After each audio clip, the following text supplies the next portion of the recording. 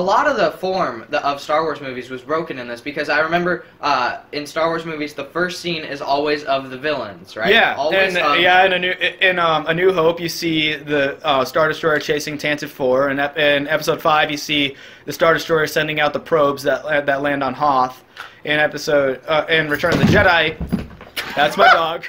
He's a genius, and he just fell off the couch backwards. So.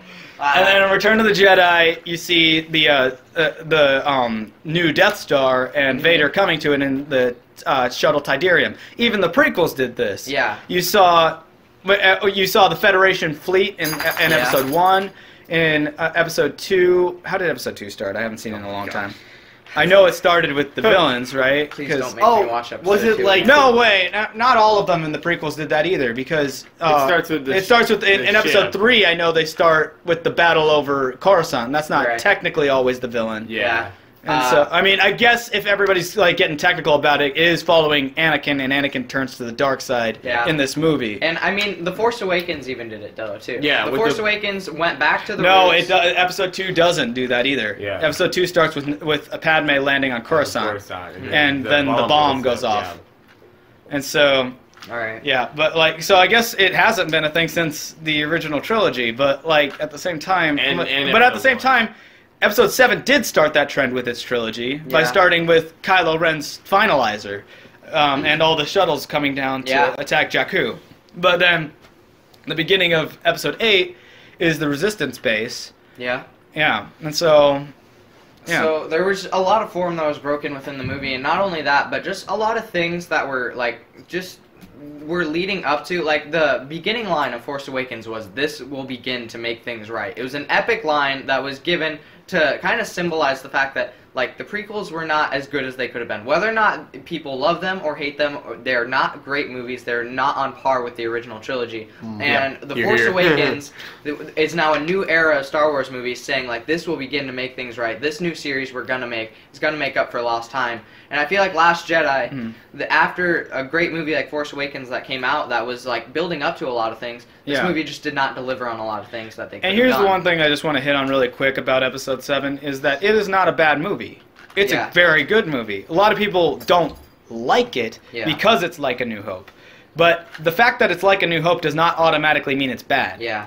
It's whether or not the movie itself makes sense and the decisions that it made actually build off of things that we've seen before, which they absolutely do. Yes. You know that, like seeing that Han has gone back to being a smuggler, Leia's gone back to being a commander.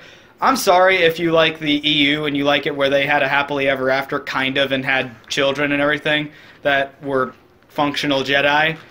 But did you watch the original trilogy? Because those are not the kind of people I saw. I'm like, Han and Leia are not functional human beings that are super, in tune with their emotions and able to hold a long-term relationship. I could definitely buy this happening to them. I mean, just look at the actors that play them. Yeah. I'm like, Harrison Ford is just a rough around the edges guy. Carrie Fisher is a very in-your-face kind of a very in-your-face kind of lady. Why is this her last performance? I know, it's so sad because she needed a good send-off, and then she's still alive at the end of this movie. How are they going to do that? Yeah, we'll save that later. Let's get back to a little okay, we've gone. Okay, so we've gone off on a tangent. Yeah. So our last topic was still Luke. Okay, and so the island. And the island. Okay, so we've talked about pretty much everything about the island except for like a couple of things here. So. The books. The books. Oh yeah, the books. Why are they important? Why are these books here? I get that they're like the original scripts of the Jedi, but it's like, what are they doing? Like, we don't read them. Yeah. We don't get. There's no important information that we get out of them.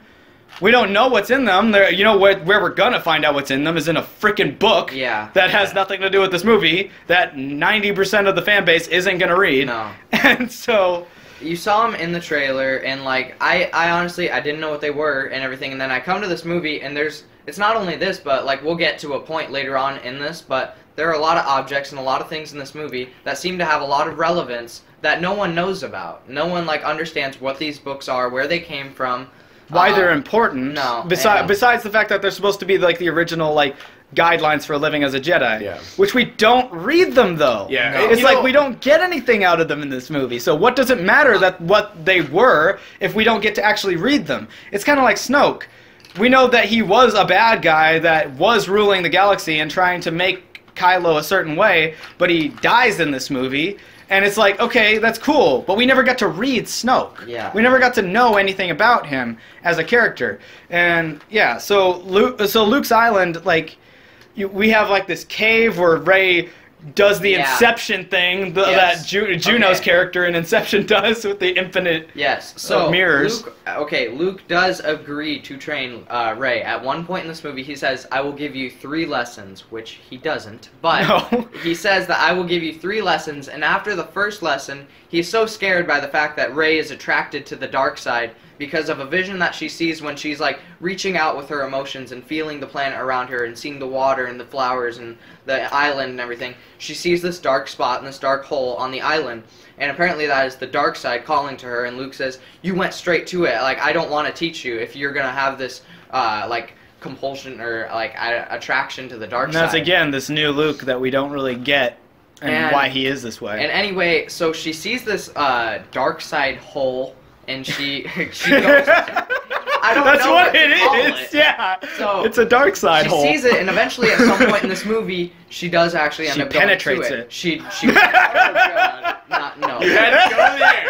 So, she does go down to this dark side hole, and when she goes in, there's the mirror from Harry Potter that shows you whatever you want most in life or whatever. And is it? I'm like, does she just want 1,000,000 of herself? I guess. But no, what was funny was she goes up to it and she wants to see her parents. Yeah. She's like, "Show me my parents," and I was like, "Oh, Harry Potter." Oh yeah, I forgot that you said that. And so no, she wants to see her parents, and instead she harmonizes snaps with herself. She sees herself in a mirror, and then she turns back around and it's divergent, and she sees 1,000,000 of herself, and then she snaps like 100 times in sequence. And starts narrating over herself, like, "I felt like I had been there before." Yeah, it's not like this movie has any other scene where she's narrating. Yeah, but she wasn't narrating. I will give her that. She was talking to Kylo Ren she's talking to in Kylo. her ethereal plane communication. Okay. In her 3-way call with Snoke and Kylo. Yes, so let's go over this. We talked about a lot of things that they added to this movie that like we've never seen before, like objects. And we've also said how they kind of break the format of what Star Wars has done a couple times. They do some things with the Force in this that have not been seen before. And that's not bad because, of course, there's always going to be new things with the Force. Like Force lightning in Return of the Jedi. It's just the way that they did a lot of the things in this movie. Like it's not really what they chose to do, it's just how they did it. Yeah. Yeah. Of course. And so, during the course of the movie, Rey and Kylo Ren have this connection that a lot of people had, like, fan theories of, like, maybe she's a Kenobi. But now we have absolutely no theories because we know exactly what happened. Yeah, it's like... And so, all the theories have been put to rest. No, Rey's just a random... Snoke was just like, okay, why don't Rey, you smile, and then Snoke, Kylo, you smile, and now just... Bring your smiles together. This is going really well. No. That's from Bob's Burgers. But no, she starts narrating, which we've never seen in Star Wars before, but we find out she's not narrating. She's talking to Kylo Ren through this ethereal plane where they're able Which is to a really talk good idea. I'm like, having 2 Force sensitives talk to each other through the Force wasn't a bad idea. It's just... We had a bunch of dumb comedy with it, like, "Can you put a shirt on?" Oh, and Kylo the memes. I'm just gonna flood the entire screen with memes right now. Yes. Like this one. Anyway.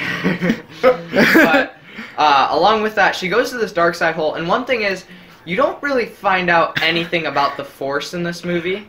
Yeah, and it's like, no, that's the thing. They show you a lot of things. Yeah. They show you the books. They show you the dark side hole. They show you. I'm not gonna. They show you like all these things that just don't matter.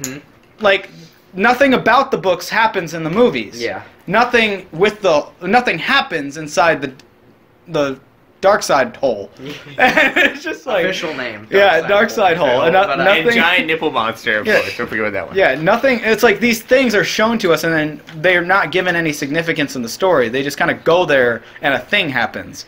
And so, and then the last thing I think we'll talk about on Luke's Island is Yoda. Oh gosh, why? Do we have to talk about it? I'm like, we couldn't just screw up Leia and Luke. We had to go all the way back and grab Yoda and drag him in here, and he looks weird as hell. He looks so weird. No, he does not look like the prequels. He doesn't look like the original trilogy. No, he just looks like there is something he looks like a fucking Cabbage Patch Kid. There was sometimes when I'm like, yes, this looks like a puppet, and other times I'm like, what? And apparently the ghosts can touch people because he just smacks Luke in the head with his stick. He's like, Luke off the head. He's just like, jeez, what was that for? It doesn't matter. It's in the past. Fucking Lion King shit. Yeah. Oh my god. No.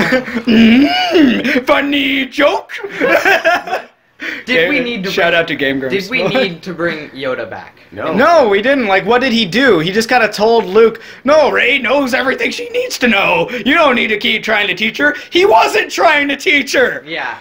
It's like, not only that, but Yoda at one point was just like, oh, we knew nothing. The Jedi were all crap. We didn't actually know what we were doing. Great! And Rey's fine. Like, Rey's fine. She knows what she needs to know. And I was like... It's not like she learned anything from herself on the island. No. She just kind of went back. And one callback that happened in this movie, that was, Luke said, it's not about moving rocks or whatever. It's about, like, a better, like, atonement with the Force and everything.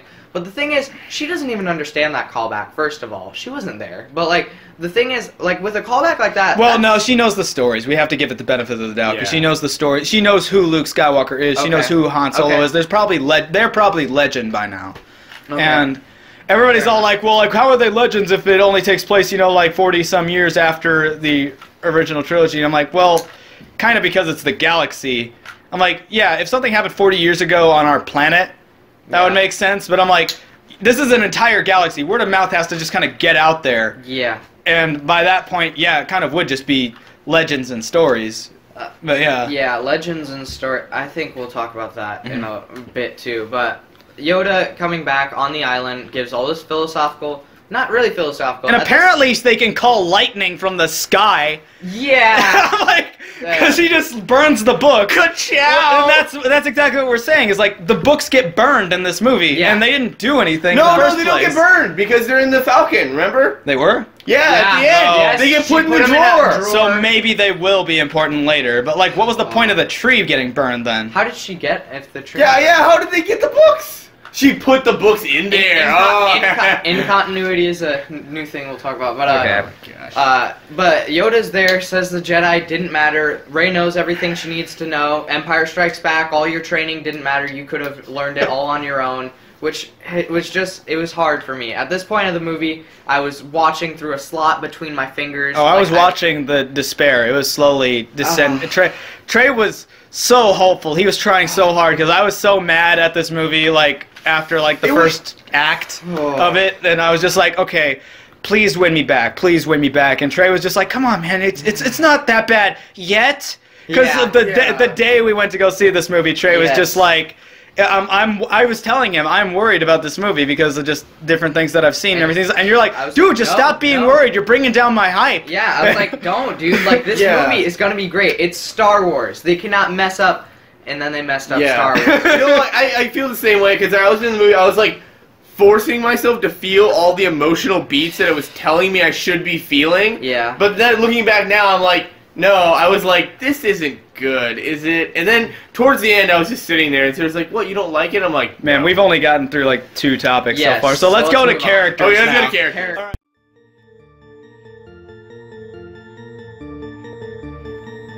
Hey guys, let us know what you thought of Last Jedi in the comments. I hope you're liking the podcast. I got a lot of editing ahead of me. If you want to talk to me or Thomas, we have Twitter handles. They're at the top of the screen right there. Yeah, talk to us. We would love to hear from you. See you guys.